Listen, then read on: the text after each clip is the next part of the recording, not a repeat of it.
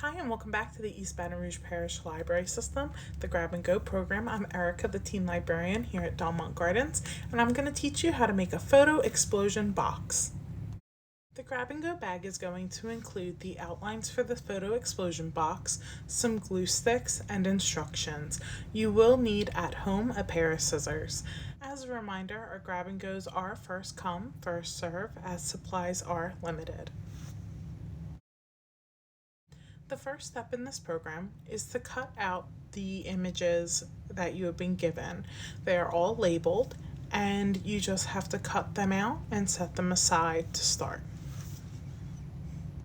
Once you finish cutting them out, you are going to set the outlines aside and start to trace them on the cardstock paper.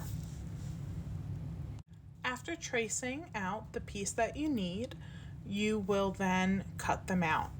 As you can see, I am making very deliberate line traces and making sure I keep everything nice and even, and then I will cut it out. I recommend labeling somewhere on the paper what part you're doing, if it's layer 1, 2, or 3, just so that you can keep track of your progress and the size paper that you will be working on.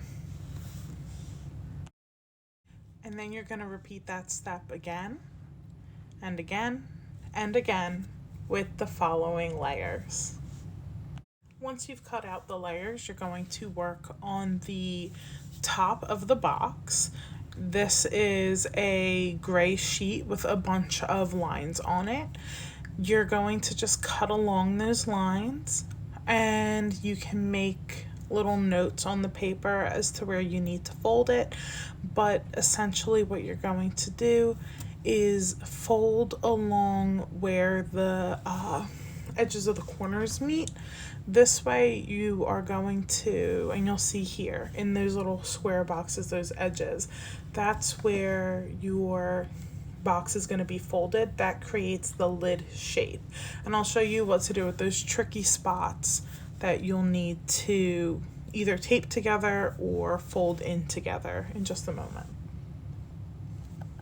Also note that to get those folds very flat and very even, you should use some kind of dense or hard material to trace over those creases. I'm using a popsicle stick, and I'm just pressing down very hard to make that evened out. Now, when I fold it, I'm going to take those corner pieces and bend them inwards. This way, it's creating almost a diamond shape to let my box turn into a square, my box top. Now, you'll see here, I press them together and I just move it around. You can choose to glue or to tape those little edges together if you so choose to. Gluing works just fine. Just remember to give it some time to dry before you progress further.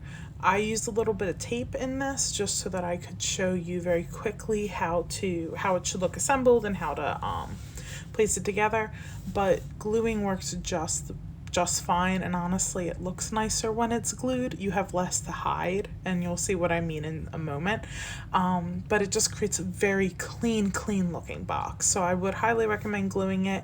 If you have tape at home, you're welcome to change that up, but gluing it is the best option. Once the top is finished and the layers are also finished, you're going to create the base of the box. The reason we save this for last is just because the base is a little cumbersome and difficult to manage, and it takes a couple tries. So having those layers in place and that lid in place give you a little more of a sense of how big the box needs to be. As you can see, I've outlined the layers just like before, and I'm going to cut them out. There's a square in the center of my outline, which was not included in the outline. This is based on the size of your first layer. When you cut them out, you'll be able to find the little points where a square would meet. You place this in the center and you draw the square out. Because the paper can change inside depending on how close you cut to the outline, that will change the size you want to make that square. As you can see here, I'm folding it in half, and then I'm just going to follow along of half of it and cut from there to ensure that I have a nice even outer layer. This just keeps it from being uneven on either side, and it really helps make a symmetrical piece.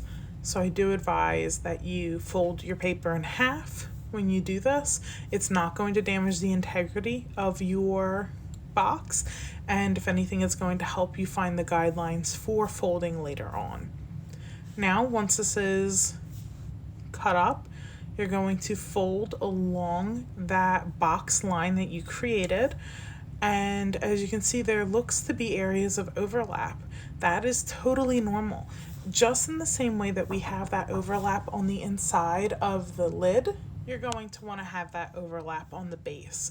The reason for this is that the overlap is actually going to allow you to have your box explode open, which is exciting.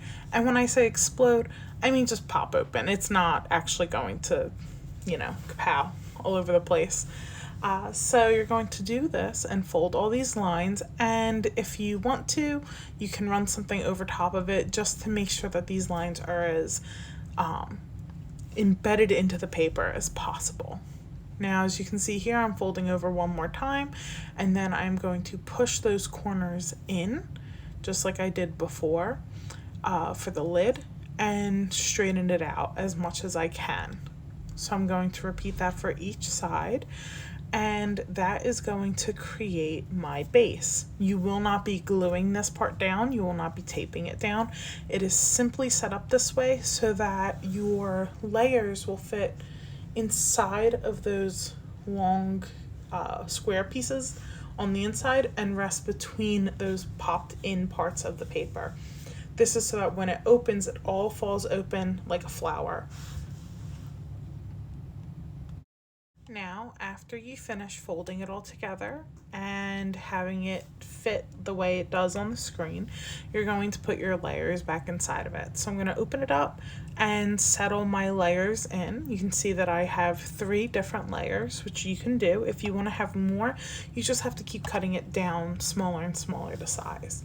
I push the tabs into the box so you can see they're popping out near the layers, and then I'm going to hold it closed and then put the lid on top. Once the lid is on top, I'm going to be able to tell if there's anything that isn't quite right. So as you can see here, I'm still fiddling with it a lot. That's because some of those creases aren't as flat as I would like them to be. So I'm checking the top, I'm seeing where it still opens in spots and determining, okay, I need to refold those spots, those places. You can see that I work it by lifting it a little bit. I try to flatten it a little more. You're going to want to do these little steps because it's just going to make the box look nicer. It also allows you to figure out where it is giving you trouble. So I just tweaked it a little bit, and you'll see it fits a lot better now that I've done that.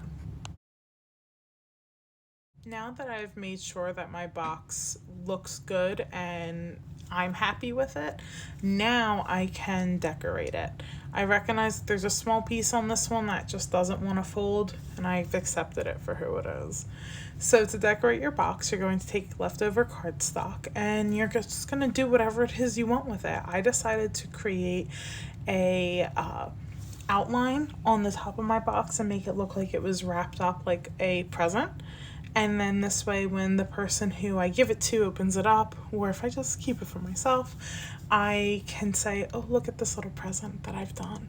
So to do that, I just measure out the sides, I line up the paper, and as you can see, it's a little longer than the sides are. That's okay, because I'm going to fold them in and just glue it around the sides and make it look as close to fitting as possible. The reason I'm bending things instead of cutting them up more is because I wanted to make it look like that paper was always meant to be there. I just cut the corner areas so that I can fold and bend it easier, and it just gives it a much more finished look without the edges peeking out on the sides.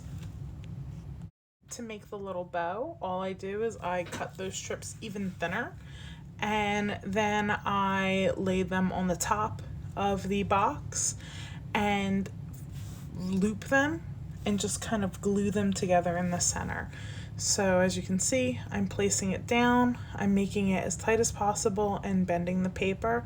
I'm doing more bending than anything else just because I want to make sure it all just seems to fit correctly. Now here I'm taping just because I didn't want it to take forever to dry for the video, but I do recommend gluing because gluing is, as stated before, just way more reliable.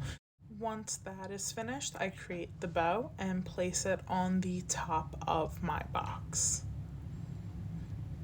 I glue it down and I let it dry. Once everything here is done drying is when you can decorate the inside of your box. You can add photos, glitter, confetti, candy, any kind of snack, anything really that just seems to be a lot of fun.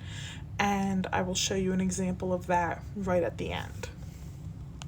So that is how you make a photo explosion box. The example with our images inside comes here. I made a Sailor Moon box. I was just trying to find something that would look really cool inside of it and something that would be fun to kind of put together. So I'm taking the layers apart here just so you can see how they're set up. But if they were put together, it would look like this. I hope that you all have fun with this program. I hope that you get to make some really cool explosion boxes, and I hope to see you at our next Grab and Go program. Thanks!